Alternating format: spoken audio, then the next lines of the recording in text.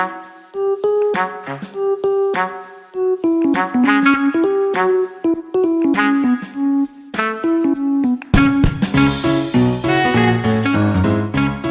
welcome everyone to the Slow Spin Society podcast, episode 30 already. And I am Paul, as usual, your favorite co-host, with your other favorite co-host, Fabian. Yes, hello, Fabian. The favorite co-host Fabian here. And today we're gonna have a little episode on a few things, but mainly maintenance, how to maintenance your bike, especially your fixed gear, because I feel there's a lot of people who have a lot of questions about that. Even though you might hate maintaining your bike, it's pretty fun actually if you know what to do and what to look out for. It kind of becomes like a Zen routine in the end, doesn't it? Yeah, it does. And I mean, it is also pretty important for the longevity of your stuff. If you want to keep your stuff as long as you want, I mean, as long as you can, you want to maintenance it. Exactly. But yeah, just before that, recording that show a week ahead that we usually do, so we don't have the pre or after show. So yeah, if you want to hear more about what we talked about in the pre and after show, which we don't even know yet, you can access the extended conversation at patreon.com/slowspinsociety-podcast or by subscribing directly on Apple Podcast. Exactly. With this out of the way, let's start with maintenance on your bike. Yes. And I guess the first real question is like, how often do you do it? That's a good question for you. How often do you do it? Depends. I would say I do a pretty big overall once a year, just to put everything back in place.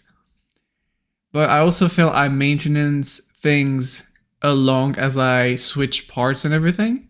Yeah. So, yeah, sometimes I maintenance it without even thinking about it, I'm just like, switching that pair of wheels and switching like a cog in a chain, and it is part of taking care of your bike, I guess. Yeah, for sure. But yeah, it's like one overall a year, and it's drivetrain related, a big clean every 6 months, I would say. Damn. It's like in the calendar then. Big drivetrain cleaning coming up. Today is the day I'm cleaning. No, but it's usually when I start to hear like, little sounds coming out of the bottom bracket or the pedals or basically everywhere where there is bearings with humidity, rust, and sand, dust that could get in there. You need to clean them. Everything basically then. Well, yeah, but yeah, it's true. I mean, that's why your bikes last long, right? You still have lots of bikes from years ago. Yeah. For something like a frame, you don't have that much to do maintenance-wise, right? No. But it would be mainly around your drivetrain and your peripherals, every screw and bolt that could creak or, like produce those little sounds that I personally don't want to hear when I'm riding. Yeah, so like, of course, these things also depend on where you live. If it's rainy, if it's dry, if it's hot, if it's cold. Like, things change depending on your own circumstances as well then. And the way you cycle, when you cycle, etc., etc. What about you? Because you live in like, first, there's a lot of rain in the Netherlands. And there's also, you are near the sea, the ocean. Yeah. So I'm like, I think like 10 kilometers from the ocean only, and it's raining. I checked out of curiosity, like in 2019, it was raining something like 193 days out of the year. There was some rain. It's like every 2 days basically. Yeah. Oh, it's fucked up. It's fucked up, yeah, if I put it that way. But yeah, it's because of that. I don't park my bikes outside, but if I were to park, I don't park my fixed gear bikes outside. My city bike's always outside, but with like a steel bike, for example, it's probably good to just wipe it down after each rain, or like even if you cover your bike with a rain cover and leave it outside, so it's like technically dry from the rain, but the humidity will fuck up everything still. Like it will rust some like small bolts and everything. So it's no harm in just letting it air and then wiping it down. Do you have any problem on your old city? No, I mean, I don't ride in the rain, and it's always inside, so it's basically never touched rain. It's completely dry. But like besides that, what do I do? I mean, I always clean my chain after every ride.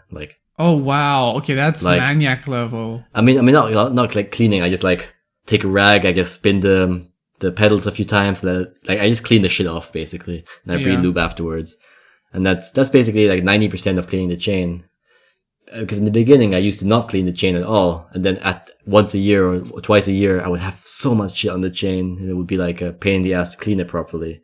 But if Mm. you have a super clean chain and then you clean it after every ride, just like it takes like 5 minutes, like 3 minutes with a rag, like some cloth. You just do that, you relube, then in 6 months it will still be pretty clean. I couldn't do that. No. Not Uh, happening. and besides that, I also like relube my seat post and my fork steerer once a year, Mm. just to be safe. It doesn't like lock in place or something. Yeah, yeah, yeah. Yeah, we're gonna talk about things that might lock a little bit later, but Yeah. yeah, you're totally right. You you might as well want things to be easy to remove and reinstall. Yeah. And I think chain cleaning is the most like therapeutic thing there is on bike maintenance.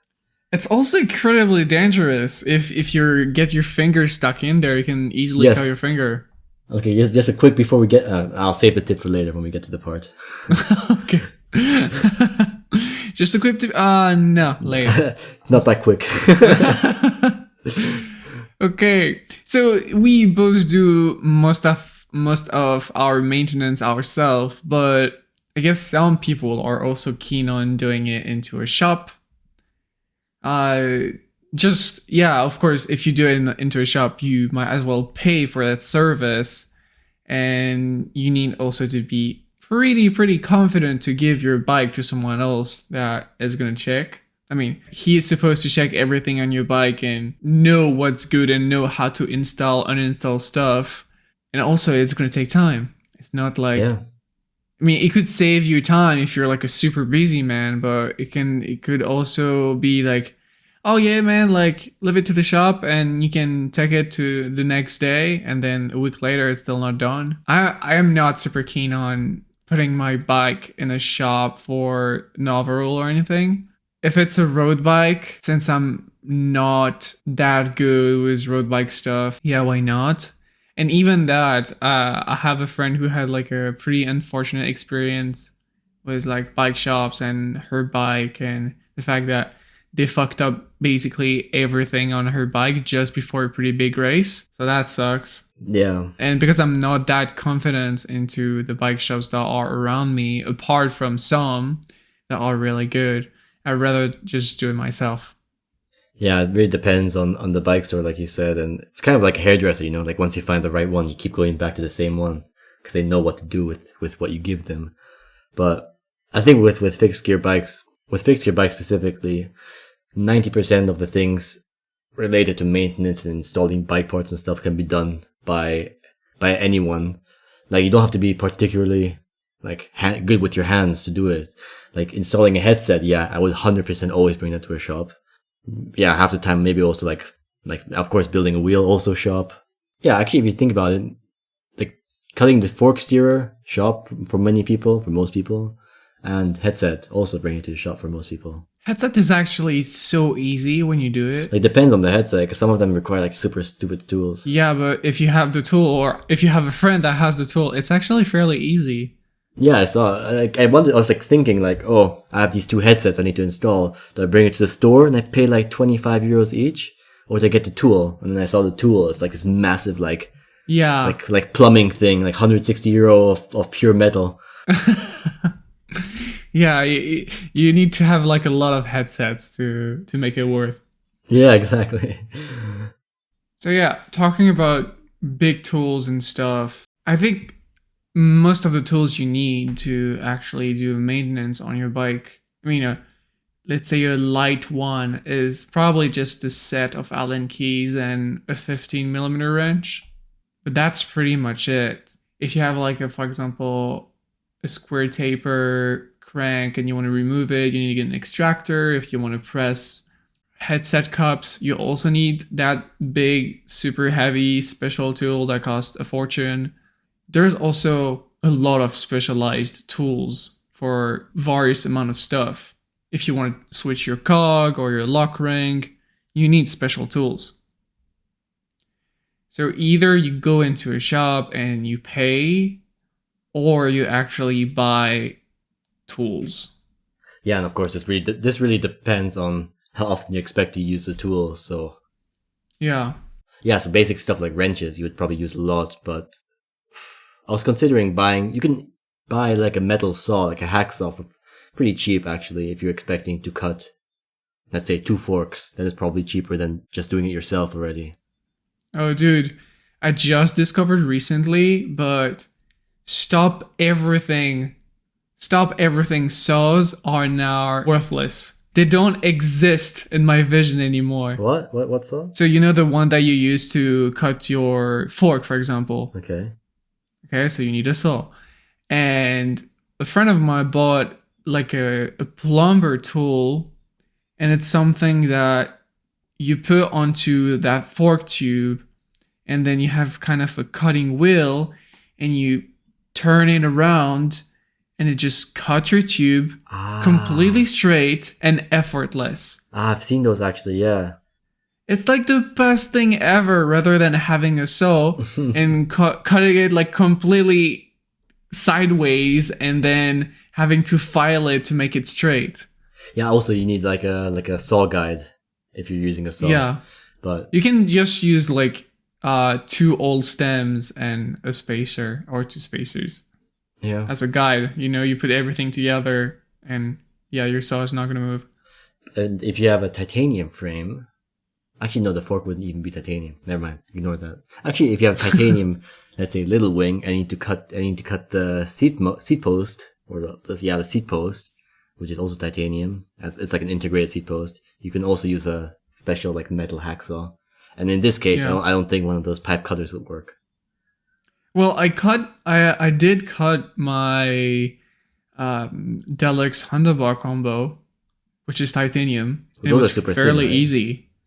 Yeah, those are, I wouldn't say thin, but the tube diameter is not that big. Yeah. Okay. Yeah, I mean, it's I worth don't, trying. I don't know if you cheaper, can right? do that with like a seat post diameter. Yeah, maybe not. But Yeah. I mean, they're pretty cheap anyway. Those plumbing cutter things. Yeah. No, it's just that thing that turns around. It makes you like a super clean cut from the get go, from the beginning. What's it called? I don't remember. I'll find it. I'll put in the show notes. Try a pipe cutter. Oh yeah, I see it. It's just called clamshell automatic copper pipe cutter. Yeah. So I mean, there's a few different names for it, but yeah, pipe cutter, you'll find it. It's like a circular device. You just put it around it. Yeah, it's like £10 here on this Yeah. UK website. It's not bad. I guess if you try to cut like titanium many times with it, I mean it's made for copper, which is pretty soft. Yeah. So if you use it for titanium, aluminium, and other stuff, I guess your blade would be dull after like some uses, but because you're not changing your fork every 2 days, I guess it'll be fine Yeah. for a while. Or you can be like the Ocean's 11, the movie Ocean's 12. Uh-huh. You should just get like a special cutter with diamonds, super sharp diamonds. They will never break. Yeah. I mean, you need a diamond blade if you want to cut no, that's not a diamond blade. You need a special blade if you want to cut like carbon seat post and stuff. Really? Yeah, you need a special, I don't know if a diamond blade or ceramic blade or is it something else, but you need a special blade for everything that is carbon fiber and Kevlar and fiber in general. Is it because if you use a hacksaw, it will like kind of shred it too much or something? Yeah, I think so. Yeah, makes sense. You need something that is really fine, you know? And if you cut carbon fiber, even a small seat post or even your handlebar, make sure you wear a mask because that dust is nasty and you don't want to inhale that. Gonna have carbon lungs fly away. Oh no. Yeah, imagine you can also cut it with like a super high pressure water spray. But I mean, who has that at home? Yeah, who has that? My shower sometimes, but where did we just really like derailed so far from what we are talking about. What the fuck were we talking about? We weren't too specialized tools. Okay, yeah. Oh yeah, so super high pressure water spray. That's pretty special. Really specialized tool. No, but I need the basic set of tools you'll need if you want to do pretty much everything. Pretty much everything, right? Would be, so yeah, Allen keys and probably a crank extractor, a chain whip. Yeah. Lock ring tool. And after, it depends on what bottom bracket you're installing, or because there's different standards, right? Like you need, I don't know, like a GXP bottom bracket tool or something like that. And a pedal wrench. Oh yeah, pedal wrench. Or like a 15 millimeter wrench, I think. 15 millimeter wrench, but it needs to be pretty thin. Oh yeah. Yeah. And they're usually longer because you need like kind of a big... Like leverage, right? Yeah, leverage, yeah. But yeah, that's pretty much it. If you're really into that, you can buy a torque wrench, but I've never had one at home. And if it's not something I do for the shop, I don't use one. I feel like I have enough experience to not over-tighten things. But I did over-tighten things in the past. So if you're anyone besides Paul, you should probably get a torque wrench. No, but if you're playing with dangerous stuff, I'm gonna say, I don't know, like you have a super expensive NV stem and you don't want to fuck up your threading, then maybe get a torque wrench. They're pretty cheap. Yeah, they're not that expensive. But a bike is something that you almost never need to put strengths to tighten things down, you know? Yeah, that's true. Apart from the cog and the lock ring, I don't see anywhere where you need to make your face all red by tightening something. But that's also the thing, like when you read online. So when I was starting out in the beginning, I would, watch the videos, look at the guides and whatever to do things myself. And then they always say, do it too tight, do it tight, but not too tight, do it like hand tight. Like they have all these different terms to describe how tight to do it. And it's really like vague. So it's kind of easy to understand, like do it pretty tight, but not too tight, that you just already go overboard then. Because some parts are like a stem, for example. If you tighten two bolts next to each other rather than opposite, then it's really easy to already fuck it up. You go a bit too tight. So for everything that is like seat post clamp and stem clamp, all those little bolts, my best advice would be so you have your Allen wrench, right? Yeah. And you just use 2 finger to tighten it down. I mean, first you put it all the way through and then you use 2 finger, and those 2 fingers, so you have your thumb and your index. Yeah, I guess it's the index, the one just after the thumb. Yeah, index. Yeah, that's the index, right? And you have your thumb and your index, and so the thumb is on the elbow part of your Allen key and your index is at the very end of your Allen key. And the other end is in your bolt, right? And you put pressure with those 2 fingers as much as you can, and that's enough. You don't need more. You don't need your entire fist to wrench that down, Yeah. You just need those 2 fingers. And usually for me, that amount of pressure is completely enough. Yeah, what was I going to say? Yeah, earlier you were saying about the road bikes thing. How you would likely bring those to a store, right? Because you don't know as much about them. Yeah. And yeah, it's true. I don't know how long, but when I say the last 6 months, I don't mean like literally every day, but for the last 6 months, I've been trying to perfectly index my rear derailleur. Mm-hmm. I watched the 10-minute part 2 videos, like probably enough to fill up an entire movie, like 2 hours of it. I've been watching it. And it's not perfect ever, the derailleur. So I don't know if it's a bit bent or I'm just doing it wrong, but always like tiny turns and everything is fucked up again. Yeah. So I'm at the point where I'm really like, okay, I'll just pay the $40 and then the guys at the bike store will do it for me. But Yeah, at least we don't have this issue with fixed gear bikes, right? True. I feel like you can almost never get a derailleur completely right if you're not an absolute baller slash expert into that. Like, So, yeah, like the people on I watched like this one this video of a Tour de France mechanic, he is of course a bike expert, and he's just like tuning the derailleur just by feeling almost. Like he spins the wheel a bit, shifts, and then okay, that's like 2.5.35 turns of the low limit screw or whatever. And like they're at that point where they can just like almost just listen and they know if the derailleur is in the perfect spot or not. So I guess when you pay someone €40 to just do these little turns, it's because they know how they've been doing it for years. They can do it so quickly.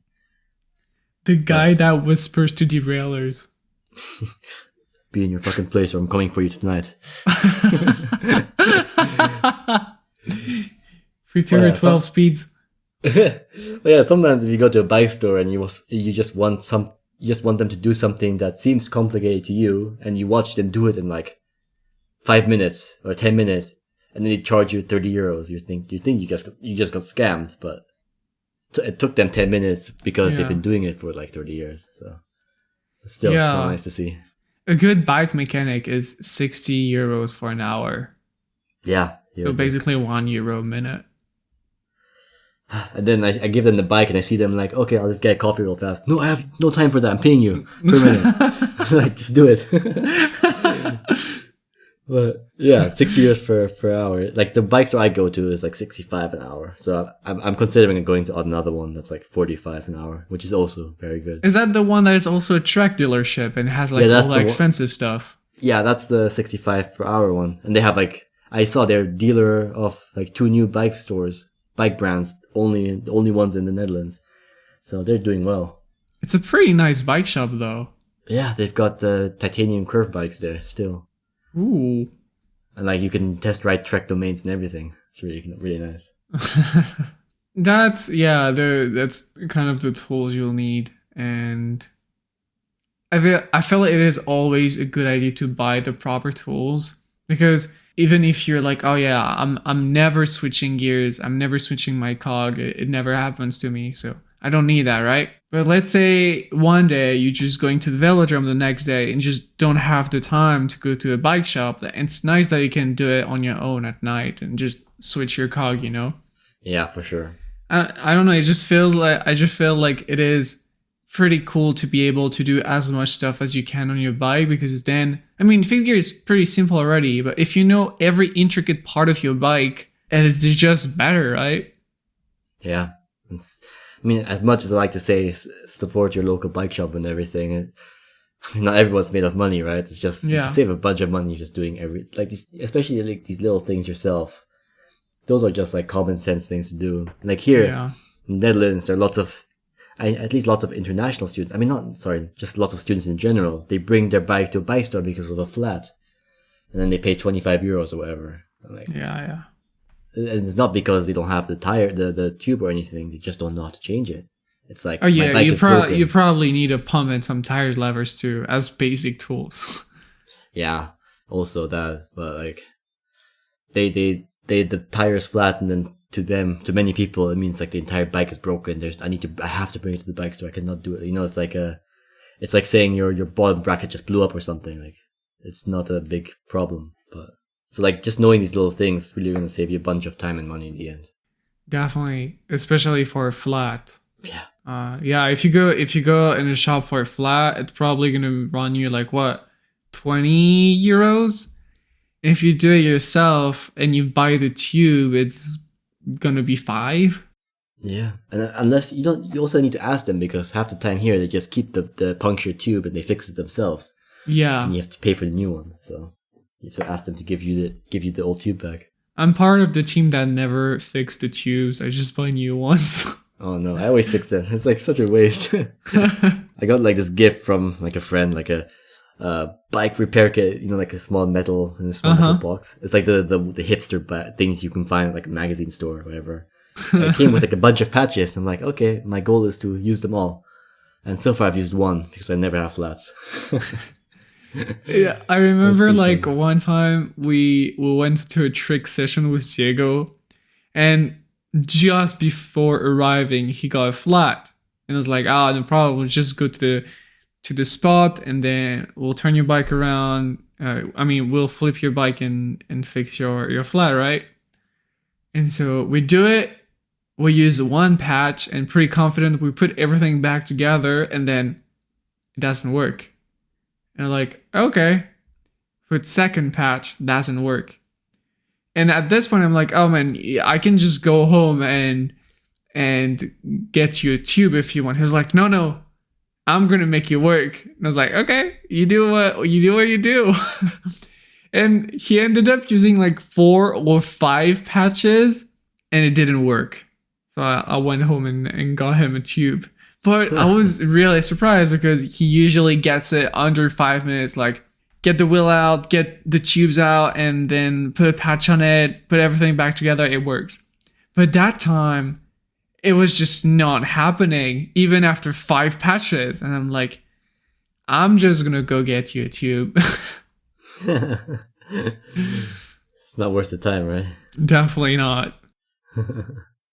Yeah, something that can, it's kind of a tool, but something can really help you during all your maintenance and everything is a bike stand.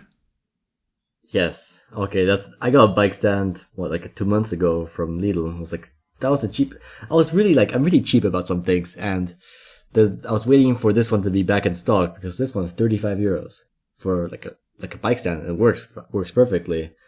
And so you don't need like a €160 professional Tour de France Park Tour one. But yeah, having one is so much nicer to do even the most basic things on it. Like whether it's just a new pedal or adjusting the derailleur, but like it's much nicer than having to bend over the entire time. Yeah.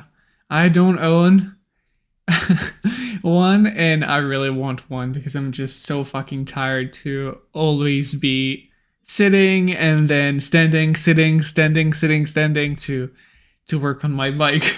But I just don't have the physical space at home to get one. Old man.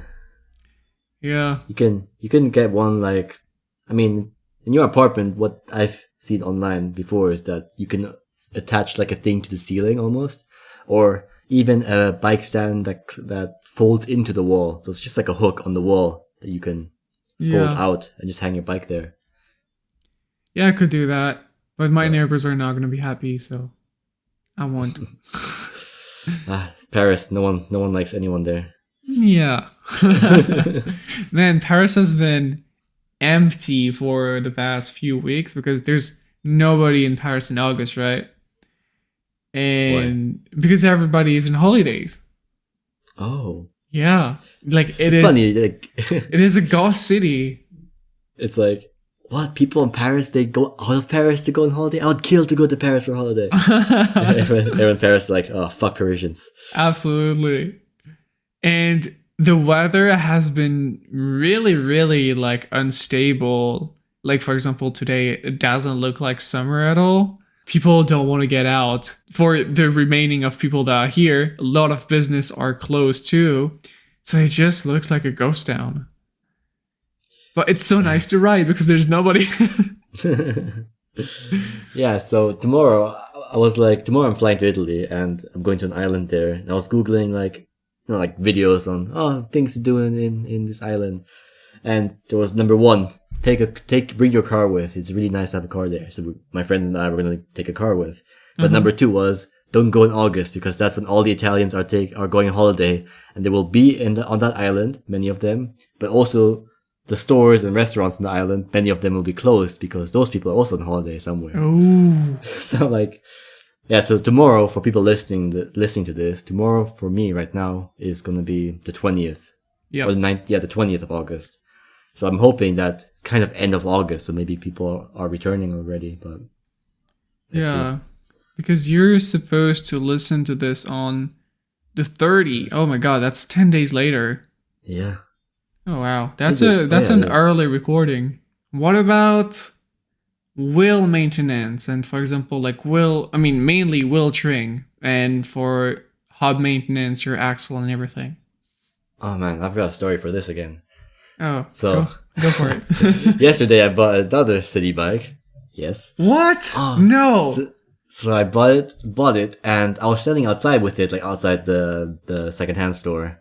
And suddenly this like 65-year-old guy on like a little moped, like a really like tiny moped. Uh-huh. He comes by, just stops like close to me and talks to me in Dutch about, hey, oh, nice bike. How much you get it for? 70? Oh yeah, it's not bad. He starts touching the rear wheel. It's like, oh, the spoke tension is not that great. You have to true that. You have to true the bike wheel. I've got the machine, you should watch out. Like giving me all this advice I never asked for. It's like going around the bike, like clicking the lights on off. Yeah, oh good, they put batteries in the lights. That's pretty good. The handlebars a bit wide, aren't they? Like I'm just like standing there, like why are you touching my bike? And then he goes away. I'm still outside there, like 20 minutes later because I'm waiting for another person. And he comes back and he's like, "Oh, I just came from the supermarket. On the pin board there, I saw they're selling 2 bikes for 70 euros. You could have gotten that one. You could have gotten 2 bikes for 70 instead of 1 bike." I'm like, okay, cool. Next time I was just like, okay, yeah, yes, okay, yeah, just to get him to leave, and he left eventually. And I was walking back home with my girlfriend, and then I saw him like talking to another like student somewhere else. I'm like, what's this guy doing? What's this? I mean, he wasn't like mean or anything. He was like, yeah, he's just looking for some conversation. Yeah, maybe if I was like, okay, thanks for the advice. Okay, I don't know what to do with it now. I'm not gonna throw the wheel. It's a €70 city bike. Like I don't care. But, yeah. So let me that's put my a mini pair story. of like carbon wheels on there and just blast through the streets. I should. Also, Yeah. I bought spray paint to kind of like make it a bit colorful because it's just completely black and I want to find it easily. So I bought like blue paint. That's clever. I mean, That's especially if it's a $70 city bike. Yeah. So gonna be a little art experiment. Anyway, that's my little wheel strewing, kind of relevant side story. Are you gonna be that kind of person that also paint a chain? No, fuck that. I mean, it's probably like the chain is actually no, sorry. The chain is new. They put a new chain on it, so I'm not gonna. I was gonna say if the chain is rusted, I would have painted it maybe, but it's a new chain. Okay. So yeah, train your wheel. If you know how to do that, it is. I mean, it's pretty good, and you're gonna save a lot of money because training a wheel takes time. And if you bring one to a bike shop, it's gonna run you a bit of money. But you will need to buy a training stand for that. There's some ghetto solutions out there with some paper and a fork, but I wouldn't recommend that. Get a proper training stand. You're probably gonna, I don't know, it's between 50 and 100 euros for a good one, I guess. I mean, for a basic one. And you also need a spoke wrench, but that's it. Yeah, I think this is kind of like a similar situation as with the headset tool. Like if you're just truing your wheel, I think you could do it good enough with just using the fork and like some paper on each side of the fork legs. Then it's not going to be perfect, but if it's in a real bad situation, you could true your bike wheel good enough. Yeah. And a truing stand, if you're going to build wheels in the future, maybe then it might be a good investment as well. But it's a bit of money and it's also space, like the headset tool. Just be careful to not end up like one of our listeners that bought a training stand. And I think it's because he looked at my article about building wheels, and now he's just building wheels for everyone around him. It's like if you fix the internet for your grandparents one time, oh my grandson fixed it, and everyone's gonna come to you with their tech problems from now on. I just restarted the modem. He will recognize himself, but yeah.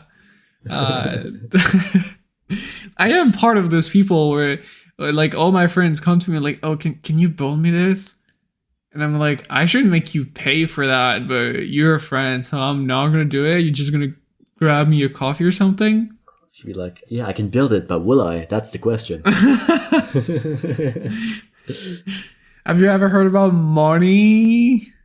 That's what Rob was gonna do, right? Build wheels for his friends, something like that. Yeah, but he does that for a living, though. Ah, okay. Oh, yeah, that's his full thing, right? Yeah.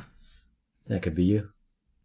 Could be me. But you see, Paul is invested in Slothman Society, so this is the real one. I'm gonna make Slothman Society a full-on multinational business, and I will be on the top of my tower with all my stocks, and I'll be ha ha ha. This is my All your empire zips. now. On top of the slow spin tower. That's the goal. And I'll have you at the desk, at the front desk. I'm not at the front desk. Oh no. I'll be like where are you starting? I'll start my plan to take over somehow. You'll just call me at the like bottom floor, and I'll be at the top. It's like, oh yeah, like someone is here to see you. Should I bring him? Someone has a question about the show notes. What do I tell them, Paul? The dream. The dream. Okay. One thing that could be a nightmare, though, is your drivetrain maintenance. Damn, that was a really good transition. Oh man, I just realized we started the episode with like, okay, episode about maintenance. We're just talking about random shit most of the time. There's Slow not Spin that, Society. there's not that much stuff to maintenance on a fixed gear. Slow Spin Society Tower, my little story with the wheel throwing guy. And now we're barely like halfway through the document. Holy shit, okay. So yeah, drivetrain maintenance. Okay, I'm gonna get through a bunch of points here because it is important. First, your bottom bracket. I mean, if we're talking about maintenance, it means you already have your bottom bracket in. But if you're looking at buying your frame, note there is 3 different threads of bottom bracket. Well, 4, but 3 main threads. There's Italian, French, and English. That's also called BSC or BSA. English is just the standard thread bottom bracket. You find it pretty much everywhere. But sometimes you find old Italian or French bottom brackets, and just avoid those. And there's also a Swiss standard, but this is super, super rare. But the key rule here is if the drive side has a left-hand thread, it's British. If both sides have a right-hand threads, then it depends on whether your frame is French or Italian. But stay away from those. Apart if it's a collection bike or anything, just, yeah, English is good. English works great, and everything is compatible with English. Apart from Brexit, though. It's not compatible anymore with Europe. Oh no. Gotta sneak that one in there. And so you have like different type of bottom bracket. You have square taper, Octalink, ISIS, and direct drive. We're going to talk about those a little bit later. But square taper, you have 2 main standards, ISO and GIS. And people are freaking out about those because it's really, really hard to understand why they're different and what is it ISO or is it GIS that is compatible with my crankset, right? Just to give you an explanation, ISO and GIS are very similar. The angle of the taper is the same, but the ISO spindle ends are a little slimmer. In a pinch, you sometimes can use a GIS spindle on an ISO crank to compensate for the wider GIS taper.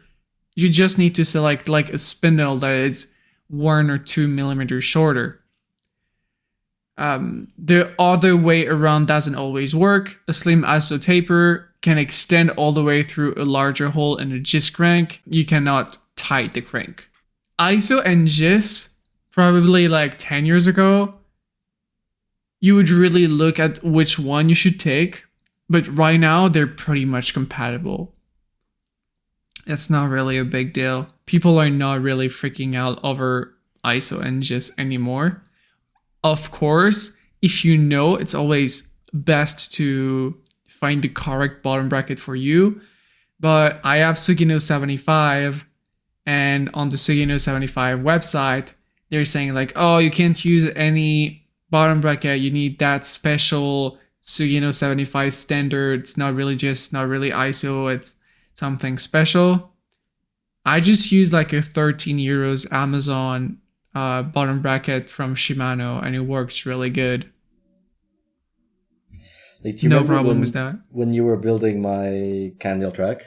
Oh yeah, we took the wrong Octalink. Yeah, so we had I need an Octalink bottom bracket, and it turns out there's two different types of the Octalinks one. There's two versions, yeah. Version Yeah, 1, two version versions. 2.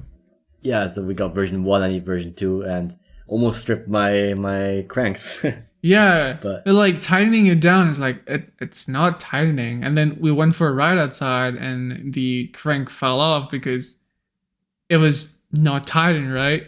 Yeah. that's And really you're like, strange. what the fuck? And then we learned that day that there were two different Octalinks, and I'm like, oh, okay. It's like, who knew? Such Who a knew? false advertising.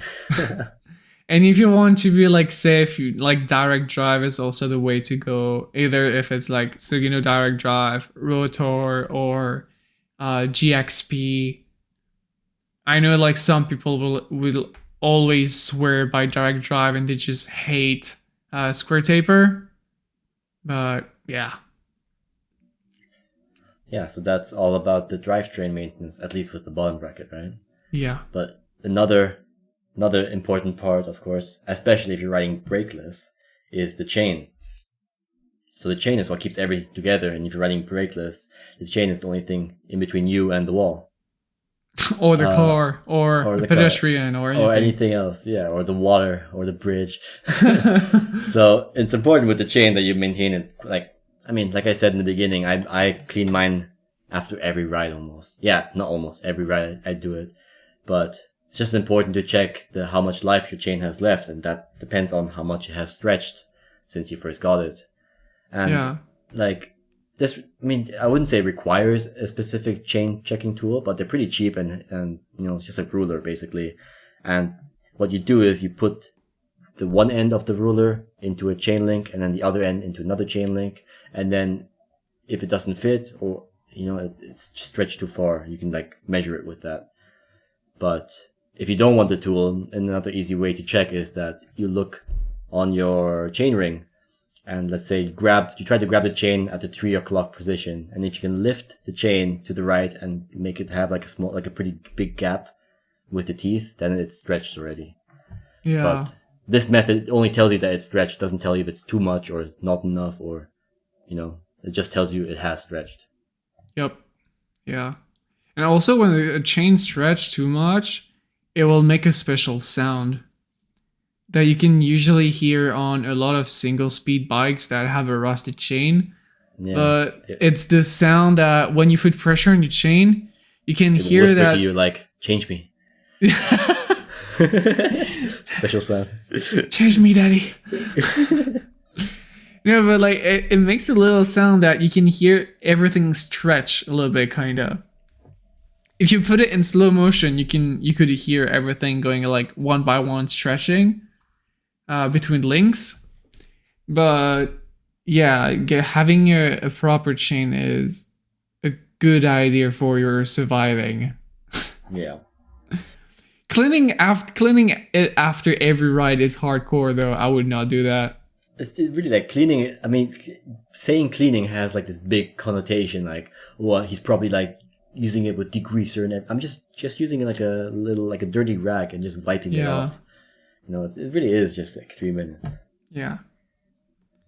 Just as an info, if you don't clean your chain every day like me, and you do it once every 3-4 months, cleaning your chain means degreasing it, and then oiling it, and then you need to put like a final rug, like you need to wipe it again after, because you don't want that extra oil splattering all over your frame and your wall if you're inside. But that last wipe is kind of important. Yeah, because you're gonna have so much leftover grease everywhere. Yeah. It will also make your chain much dirtier and thicker. Are you an oil guy, or a wax guy? Oil. Oil? Yeah. At least for my chain. Yeah.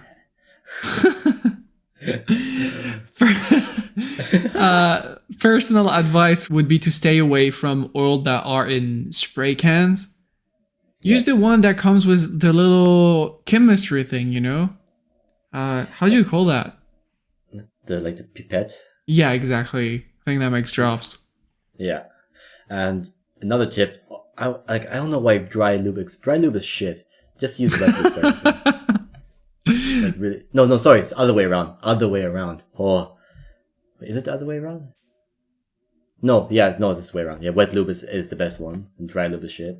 Yeah. If you wear dry lube and it rains one time or a bit of water will just go off. Wet lube just Yeah. works for everything. But you need to put wet lube again and again and again all the time because it runs out so fast. It's faster. It's slower than if you have dry lube and it's suddenly a bit wet. You know, like dry lube is just like diluted wet lube.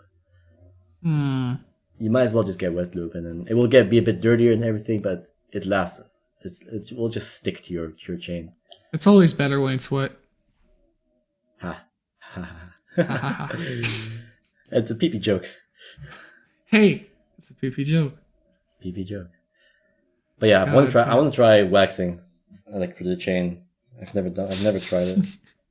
Supposedly, you can. It's pretty easy to do it with certain techniques, but I haven't researched it properly. There's some like weird techniques when you have a block of wax and then you melt it and then you put your chain inside and then you take it out and then like I don't get that. Yeah, compared to just using like the little like oil bottle and just squeezing it over the chain, it sounds like a lot of work. But apparently, it lasts longer and it's like indestructible and makes you go 10 times faster. So that's Oh yeah, and a proper chain cleaner tool is cool, but I've never used one and I'm still alive, so don't really need it. Yeah, they're nice tools for you, like especially for like a road bike. It's easy to just have the chain go through it. Oh, you have one, don't you? Yeah, I mean, I bought like a cheap one because you can get like the Pork Tool one's like $30. So you can get like a cheaper one from a no-name brand in a bike store for like 10 or 5. But sounds like AliExpress stuff again. And my tip was, if you're cleaning your chain on the fixed gear, don't spin with the pedal, spin with the wheel. Because if you spin with the pedal, you will just fuck your fingers up eventually. It's just a matter of time. Because with the wheel, you can just like do it really like with control. With the pedal, it will just go too fast and your finger will get stuck and everything. That makes sense. I would say always be super careful when you use a rug too. Yeah. Like you want your rug to be pretty tight and you don't have any loose hands that could be caught in your chainring, and then your hand is in the rug and then your hand is next in the chainring. Exactly, that's how it works. I know people that lost fingers. Like imagine you're going out on a date or something, and you know that you talk about each other, and the girl or the guy sees your finger, and you're like, "Oh, how did you lose the finger? Were you in a fight? Were you fighting in the war or something?" "No, I was cleaning my fixie chain." "Okay, I'm going home." You pay, huh? Wow. Wow. So just be careful because it's sharp, of course. Like and that's a dumb thing to do. Like, yeah. Yeah. Okay. If you're out there listening and you miss a finger because of this, I'm sorry. I'm sorry. I mean, at least it makes for a funny story when you're like 85.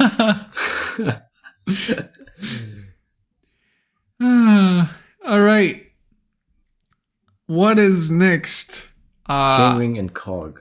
Yeah, chainring and cog. I'll let you do this one. Yeah, so I mean, I've never gotten to this point with any chainring, but if you're at this point and you ride this much, then congratulations. But check your chainring teeth once in a while. I mean, maybe like once a year or once every half. I mean, depends on how much you ride, of course, but check your chainring and cog teeth. If they're too sharp, that can really like fuck you up with how much engagement it has with the chain, and yeah, eventually your chain will just pop off, and that's not good. You don't want your chain to slip. No. And something that will cause premature chainring wear is tightening your chain too much. Yes. I really despise having chain slack. I hate it. I really don't like it. Oh, I love it. So my chain is always tight, but it's never tight to the point that it is like super, super tight and you can even barely move it. But it's just tight to the point that I don't want chain slack, because fuck chain slack. I hate it. What? Oh, because it's like more difficult to trick with it, or what? I don't know. It basically gives you lag in real life. Oh, I think it feels so nice, like when you have like quite a bit of chain slack, and then you want to like speed up. You can feel it like catching up to you. Like the No. pedals, it feels so nice. and you're going really fast, and there's no delay or anything. It's like, damn, I'm playing with full. Okay, I actually cut that out. I don't know where I was going with that. I'm gonna let it in. No. But yeah, I like chain slack. But yeah, if make it too tight, it can fuck up your other gear. And if you have if you do like track lacrosse or something, and you have a bunch of sand and grit in your chain, that will also fuck everything up. So, yeah. be careful. So yeah, check your teeth on your chainring and cog. Cleaning them is also a good idea from time to time. And you can just use a toothbrush and some degreaser for that. Yeah, just brush between every teeth and then have a dry wipe to wipe everything down. And yeah, it should be good to go. And do the inside as well. Like, yep. If you only do one side, it's not really going to do that much. Okay, one thing I want to tackle, because I got a question on Instagram about that.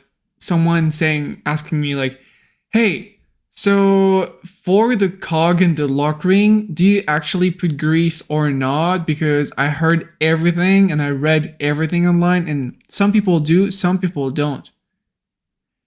That question should not exist. As long as you thread thing onto another thing, or you put thing onto another thing, or you insert thing into another thing, use grease.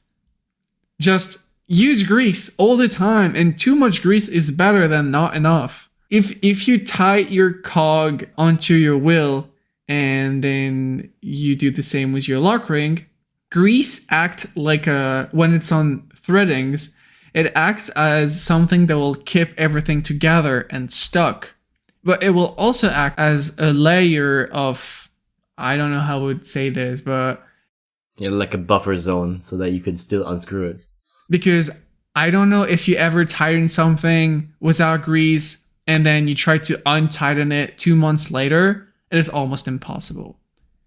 So always, always, always, always, always, I'm saying it again, always use fucking grease. Yes. That one is still part of Europe though. Ha, Brexit joke again. I just got it. I was like, what the fuck's he saying?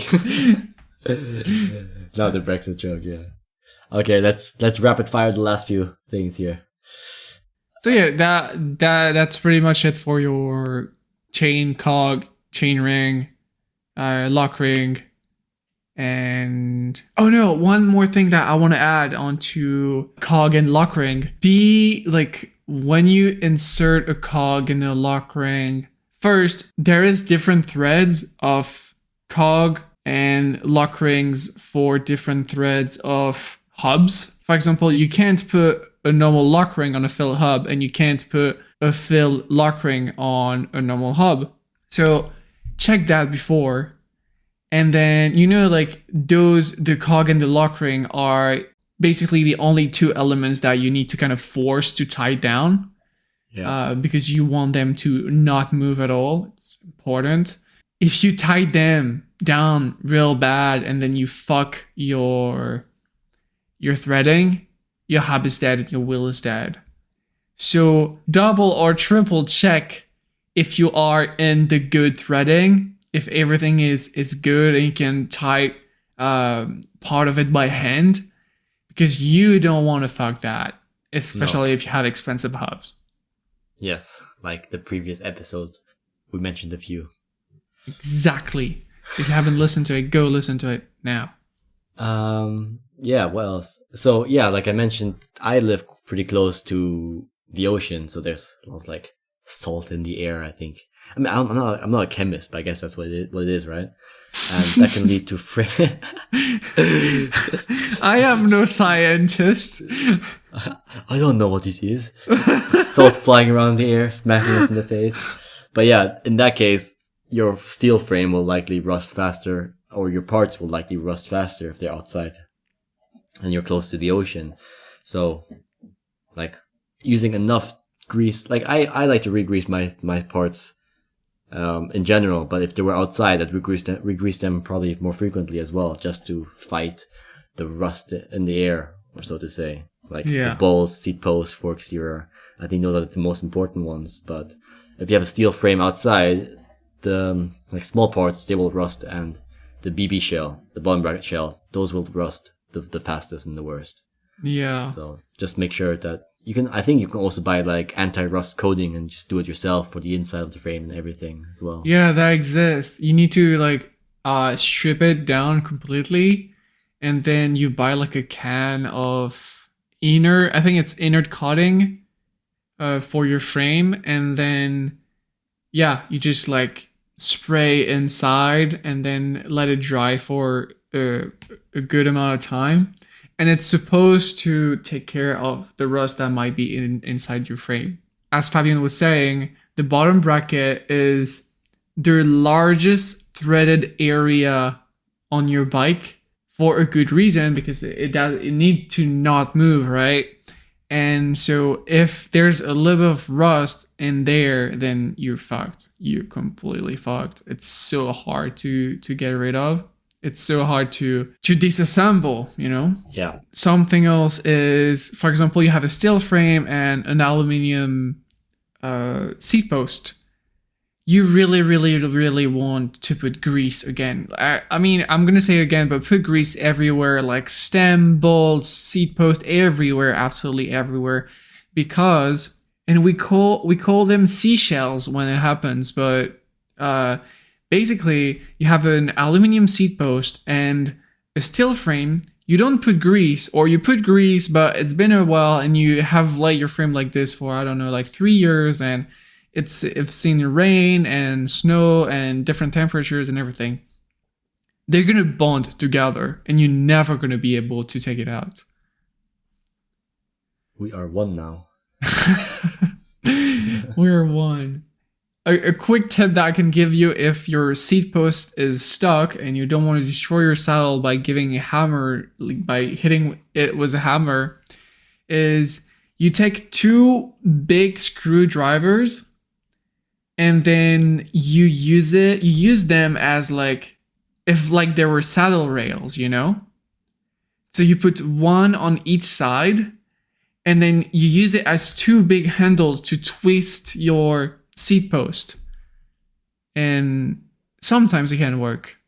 Sometimes you're gonna have to take it to a bike shop, but it should not happen if you have greased everything properly. Yeah, super avoidable. Yeah, I feel like a lot of people are gonna cut this episode and like, okay, I'm gonna go grease everything. Including myself. I'm going in, boys. Oh, here, tire check. Okay, this is pretty important if you like to skid a lot, because lots of tires nowadays, they have like a wear indicator. And that's for like normal people when they ride on the same tire for like a long time. Eventually it will wear down to like a pretty visible line on the tire. And that's when you should ideally be changing the tire. And if you're skidding a lot, you know, if you can see like the inside beige membrane, that's already kind of maybe time already, right? Yeah, it depends on the tire though. I feel like you have to experience to see. But for example, with the Randoner, you know, the Vittoria Randoner, it's super heavy. Your tire is black and then you skid it, it becomes red. And then under the red, there is a piece of Kevlar. And then under the piece of Kevlar, there's another piece of Kevlar. So you can skid it a long time and a lot, and it will be fine. But if, for example, you have other tires like Pasolas, for example, Panaracer Pasolas, those are super thin and they will just, there's not even a second layer. You're done. Also, and GP 5000s. Those are really fast tires. Really fast. But you don't scale on them. There's even like pictures I saw in the Discord someone linked that someone emergency braked with those tires and the rear wheel skidded and it was dead after one time. Oh, wasn't that on Reddit? I think the guy in Discord posted that from Reddit, but I've seen that. those are to go fast, not to skid. Yeah. One more thing that you might want to take care of. I've never done it, but I've seen people doing it. Is if you have like an old flight, like an old saddle with leather on it, and it start to cracks or something, you can use a lanolin based cream. It's the kind of high end cream they can find for leather shoes. You can use that to give it a shine and protection to your saddle. Just make sure to use like transparent one, or I don't know how to say that, but one that is not dyed, either black or brown or anything, because you don't want your your pants to go all black. Yeah, that's a good tip. Yeah. Apart from that, I don't know, like special mention to everybody that has a raw steel frame. You can, if you want to stop the rust, you can of course use clear coat, but you can also use linseed oil. You put onto a rug and then you wipe your frame real good, and you do it once a month, and it will keep the rust away. It works. I use that for my pans. Oh, really? Yeah, linseed oil on my cast iron pans. It's really good. Yeah. No, it's pretty effective. But yeah, what else? Oh yeah, so here, if there are other like more specific questions, the most useful resources are out there on the internet, such as Sheldon Brown's website, may he rest in peace, and a bunch of YouTube channels. Like Park Tool has really, really, really useful videos. Even though they focus on road bikes, lots of it overlaps with fixed gear bikes. Like besides, of course, the derailleur system, but everything else is pretty much the same. If you want to install a bottom bracket or something that you are not too comfy with, just go and check like one of their tutorial. Those have most of the time special threadings, and like there's one cup that you need to put before another.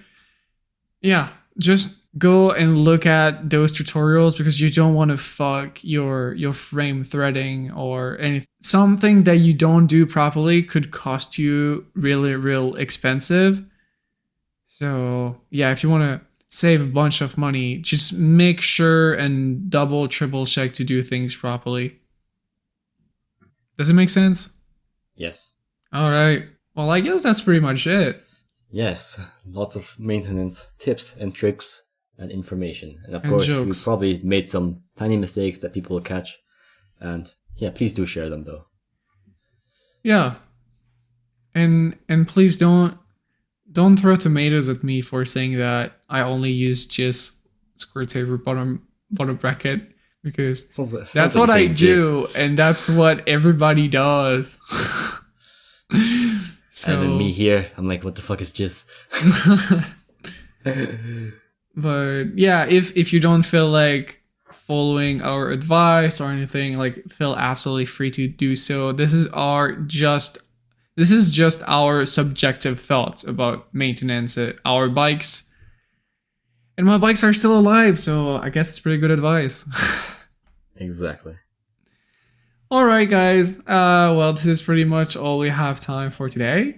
As always, everything we discussed today will be in the show notes on the blog, slowspinsighty.com. You'll also find your suggestion box there, where you can tell us what we should talk about in the podcast.